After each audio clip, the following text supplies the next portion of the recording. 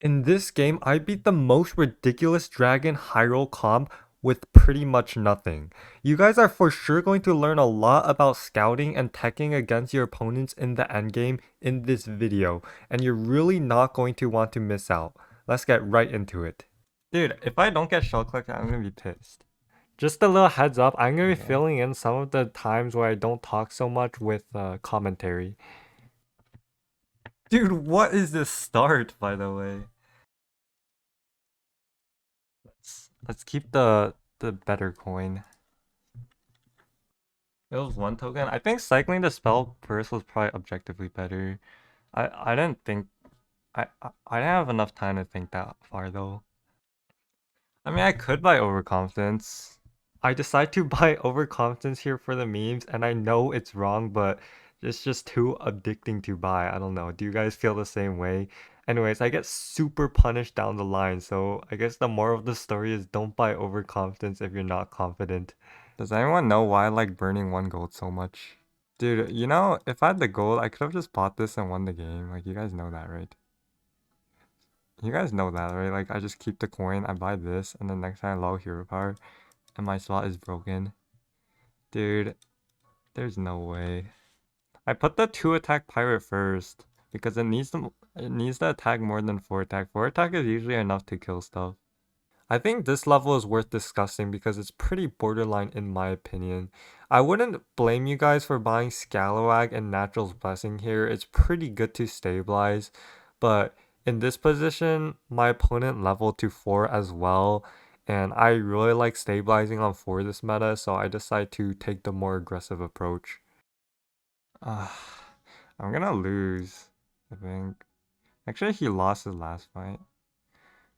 My spot, dude, I feel like I threw this game by buying overconfidence. I just wanted to troll. How does he have this many minions? He leveled to 4? Yeah, I feel like I was gonna lose regardless. So that opponent was stronger than I expected, but it is a Putricide. Should I have known? Maybe, maybe not. But we just stabilized on 24 HP. I decided to hero power because 3 out of the 5 units in the shop are pretty good. The courier is good with the pirates, the shell collector is good, and the 2/3 buff is good. I triple into a 5 because if you go for a 6 drop, you're too low HP. I think you need to stabilize ASAP. Taking a 5 gives you the best chance at stabilizing. You want to buff a permanent pirate with the brand. It's a pretty easy brand pick with the Balladist, and I decided to buy this courier because it's a permanent pirate. Like Ripsnarl is not a pirate you want to be buffing, so that's why I decided to sacrifice a little bit of tempo to scale a courier. So you might find the hero power this turn a little weird because the 4/4 is stronger than the average unit in the shop. It's because the courier had 2 gold left and every attack point on a 30 HP unit is going to be key. Like the difference between a 330 and a 430 is night and day. So that's why I decided to go for the hero power. That's also really bad. That's also really bad. Got scammed, but at least I'm above damage cap, which may or may not be relevant in the future. Wink wink. Sandstone. There's dragons and always, I'll buy it. Another sandstone. You might be wondering what make these sandstone drakes good. It's because I have the brand, and with brand you're going to be cycling a lot of cards, so these sandstone drakes are going to be a lot of attack. But you also hear me say that it's pretty important that there's Ellies and dragons in. It's because Ellies, you enable Master of Realities, which is a huge direction that I can play from this point. And also, Dragon enables stuff like Caligos or Whelp Smuggler. So that's why Sandstone Drake is a pretty good pickup in this spot for the future. Dude, I'm losing this fight. So here I'm put in a really dicey situation because I take 15 this fight and I can't afford to lose another fight. I thought I was pretty strong this fight, honestly, but this Crag just high rolled more than me, I guess, and I got rolled. I would be dead if there's no damage cap. This guy died? Are you serious? This situation is a little sus, so you'll be amazed how I managed to recover this one. In terms of what I'm looking for from this spot, I'm looking for direction for sure. I can definitely go elementals with the Master of Realities. I can definitely go pirates with the pirate setup. I can also go dragons if I find enough dragon stuff like Caligos. I'm also buying good battle cries, of course, like Murazond, Dracasath, because they're free with the brand. This Murazond in this case gave me +2 gold, which is very nice. And typically you do like buying Buddy Spell with the brand, but the issue with buying Buddy Spell at 2 HP is if I brick, I'm most likely dead, and I don't really want to die. Yeah, so I really value these pairs because, as I've said, a lot of my direction relies on me hitting a triple, and that Draxath is a triple, which is very nice. So let's see what sort of direction I get here. Hopefully it's a good one. Tethys and Caligos, remember, would be the best. And I get Elemental Surprise, which is not bad. Which is not bad at all. And the reroll gives me a brick. So I'm still directionless, and I kind of want tempo. I kind of want to play strongest board possible so I don't die. Still have some rolls left. I'm going to buy solid tempo units if I ever find one. And here, I'm probably going to end on the Buddy, right? I could also end on Genie, but last second I decided to end on Buddy. That was a really risky maneuver, actually. There are some buddies that take a ton of animation time, like the Battle Cry buddies. So, good thing I didn't get one of them. That's a really bad hit. Why do I always get the worst trades? I don't get it. Dude, I need to win a flip. That's so sick. That's so sick. Does he have anything? No. Grave Robber. Grave Robber is good. Grave Robber is most likely going to be free money because my last opponent was undead. So, yeah, I'm just gonna use it on the Risen Rider. And here, I got the Seafarer for free, so I'm probably going to play it because it also gets buffed from the Gunpowder Courier, which is not bad. I could have sold the Slysssa, but I'm not committed to selling the Slysssa yet, which is why I didn't. I kind of want to see like where my direction is at still. Like, am I playing pirates? Probably too late for elementals or something. I got another Murazond. I should probably proc the Murazond because I can't find a better proc target with the trigger Battlecry spell. And I find another Grave Robber so I can do the same play. And I'm probably committed to just selling the Slysssa then because I need space for the second Grave Robber. And I find 2 Seafarers. That's honestly like kind of my direction. My direction is like kind of pirates, but I don't actually have the Tethys or the Record Smuggler. That should have been my ending unit. Yeah, I said that should have been my ending unit. That means that I should have kept the Amber Guardian and ended on it. Ah, and the panic. And now panic is ensuing because I hit double golden touch off of that thing.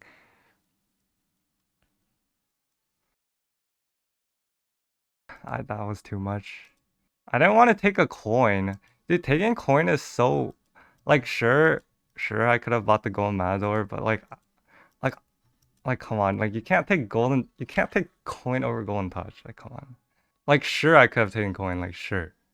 But I just didn't want to. Obviously, I'm not going to play perfectly the last 5 seconds, but if you guys want to know what I think actually is the correct play if I didn't have 5 seconds, I probably should have sold one of the Seafarers because keeping 2 6/6s on the board is way too greedy at 2 HP, and I should have bought the Wealth Smuggler and froze the Golden Matador. I think that was the correct play because the Golden Wealth Smuggler was really good with the Sandstone Drake. This game is so difficult. I'm actually pissed. This game is so difficult. Like there's so much going on. Why? Why is there so much going on? Do I feel like I've played like in a million different comps? Here, my game plan is honestly just to cycles as much stuff as possible and scale that way. I have a brand, I have a Tethys, and this golden seafarer makes me really want to just buy as many things as possible, and the golden sandstone drake also benefits from buying as many things as possible. I keep getting golden touches from this rodeo and seafarer, which is very silly. So I just have a million golden units out of nowhere, and yeah, let's just see what happens. Murazond. I got 2 dealers. If you guys are tempted to scale a dealers, don't. It's way too late. And you have to like understand what is the cut for the dealer, right? Like what is worse, what is the dealer better than? And the answer is really nothing. Like your whole board is going to be better than the dealer. And you saw I made the golden ballast trigger battle cry play. Sometimes it's pretty easy to skip the trigger battle cry spell, so remember to do that. And I need an ending unit. Of course, you end on the golden matador, and that's pretty much my comp.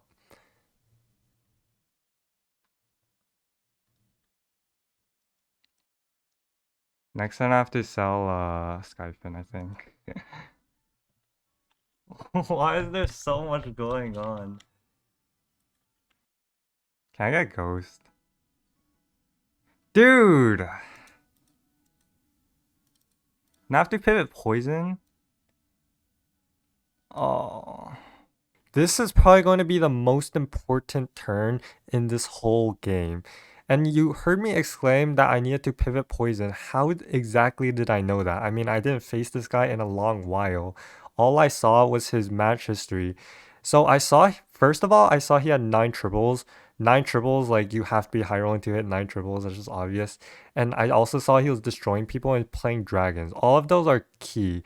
You know how big a dragon high roll can be. Like it's so out of control. So that's kind of just game knowledge. Like a Kali high roll is impossible to outstat. So even if it looks like my stats matter, dude, this Tethys is gone, this courier is gone, and you saw I bought the Thrasher at the start of the turn. Well, the Thrasher is probably gonna come in handy, and I sold the Tethys because what's the point in scaling if I'm dead, right? So I'm just picking poison. The Bramble Witch is huge. Bramble Witch counts as poison. Um, and I'm gonna buff this thingy, the Seafarer, because it has too much HP and too little attack. So give it some attack is very nice. Hopefully it's relevant, but I wouldn't even be surprised if this Seafarer, the biggest unit on my board, turns out to be irrelevant. So I do the trigger battle cry play again, and I'm just ending basically this fight. It's extremely important to know how to go all in. Like you have to play strongest board possible. So you see, I am playing strongest board. Even sell the brand just to play strongest board possible, and I make sure I holding 3 spells. Taunting the Thrasher is usually a good idea, so I would do that. Oh my god, I'm probably dead, and it's so dumb. I went all into. One thing to note about dragons is Venom units and Bramble Witch and stuff like that are incredibly effective. And the reasoning behind that is quite simple. Dragons don't have much utility, which is like cleave and stuff and death rattles. So you can usually trade 1-for-1 with your Venom and Bramble Witch, and that's a huge, huge deal. And the main takeaway from this should be that going all in at the right fight can be so important. Yes, let's go. I didn't die. Okay, isn't that perfect? Isn't that my objective? I mean, I sold all my scaling, but I feel like that was my objective. What's the next out of this shit? Ice block. Okay. I need scam stuff. Is there Murgle? There is Murgle. You definitely low for Murgle. At this point, I'm still searching for poison because, I mean, with the ice block, I can easily play for first from this spot. So leveling for Murgle is a must because Murgle is the most broken Venom unit. This guy's a Morose guy. Can Morose guy even beat me? Honestly, would you guys believe me if I said Dragon guy is beatable? I've won in plenty of spots like this one. I just need to play well and hit Murgle. Like, if I hit double Murgle, I don't think I can lose. This endgame is where the adrenaline starts getting to me, and I really want to focus up and win this game. So as a result, I basically don't talk. So I'm probably just gonna commentate over what most likely I'm thinking at this point. Obviously, the Murgle, exactly what I wanted, and going to be the carry of this comp. And the glow scale I was considering, I don't want to glow scale the Seafarer because I heavily suspected that this Seafarer was not going to do anything. Especially like I estimated his dragons were probably going to be like 400 at this point. I mean, he had like a ton of Calgos and Bran as well. And I hit Redemption or Venom Strike Trap. And then I had a devious idea here. I wanted to Redemption my Golden Mador, but the only problem is my Thrasher is taunted. So if I could find a way to untaunt this Thrasher, Golden Mador just like trades 5 for 1. It's actually the most disgusting unit. It's basically a reborn Golden Mador. And I'm looking for Untaunt. Obviously, I'm going to buy Bramble, and this is where I sell off the stats that I suspect are not going to matter, and I'm going to look for more ending units. Oh, that Thrasher is an insane ending unit. Do you guys know, by the way, why Thrasher is so good? Why it's so much better than Venom? You guys might think Shield is worthless with Venom because the Venom proc loses after it deals damage, but actually when confronted by Divine Shields and such, the ability to soak a Divine Shield, basically acting as a bumper, and then also as a Venom is so huge. It's pretty underrated, honestly. Let's go ahead and talk a bit about positioning this fight. So I know he has a couple of big taunted dragons, so I feel pretty comfortable leading Bramblewitch and putting it also second so they can value trade. And I wanted the Matador third just so it has the chance of attacking and dying and then getting reborn. That would be really good. Of course, the Thrasher ended up getting the redemption, which was not ideal, but I didn't find an untaunt, so there's nothing I can do about it. Very nice. Just one more. We both have Akazam hero power. I got splitting image. That's actually massive.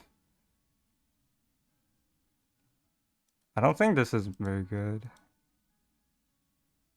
No. Untaunt is very good. That's pretty good. Do I even want to untaunt this? Let's talk about why untaunting the Thrasher is actually a mistake. So let's say I attack first. The Thrasher swings and dies, and then the Matador is guaranteed splitting image. That's a win. Let's say he attacks first. If my Thrasher is taunted, then he has a chance to swing into it, and that's good for me, because then I'll save a second Golden Matador proc to split. Otherwise, if he attacks first and he guarantees hits the Matador, I lose one proc on the Matador for the splitting image. And this is why Thrasher increases the chance that the splitting image gets more value. Yeah, this thing can't kill anything. What if I just triple self-word? Looking back, the Sandstone Drake is a pretty easy sell. I mean, every unit in your endgame board should have a purpose. What is the purpose of each of these Venom units is to trade 1 for 1 or 2 for 1. Bramblewitch 1 for 1. Murgle 2 for 1. And that's where I get my advantage. This Sandstone Drake, it can't kill anything. It can only get value traded. So this Sandstone Drake is at most trading 1 for 1. It's not very good.